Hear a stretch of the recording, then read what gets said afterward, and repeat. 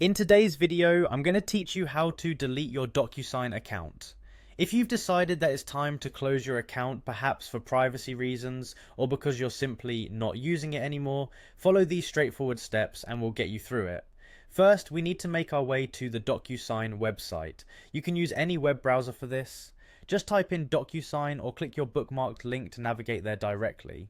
Now that you're on the homepage, look for the Login button. It's usually prominently displayed, making it easy for users to access their accounts. Once found, go ahead and click on it. Upon clicking Login, you'll be prompted to enter your login credentials. Carefully type your email address and password, ensuring there are no typos, and then proceed by hitting the Login button.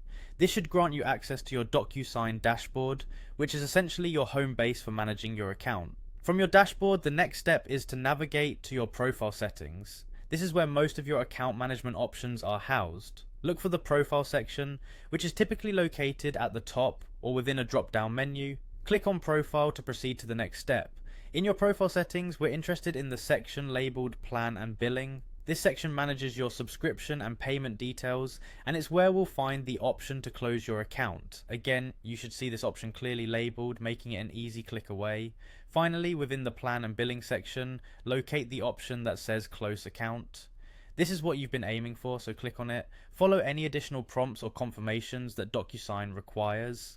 Companies often wish to understand the reason for account closures, or might remind you of any consequences like losing access to saved documents or contacts. Confirm these one last time, and that's it. You've successfully navigated through the process of closing your Docusign account. Remember, this action is typically irreversible, so make sure you're ready to part ways before you finish up. If you ever wish to return, it's always possible to create a new account. Thank you for following along, and don't hesitate to drop any questions in the comments if you have them. Goodbye and take care.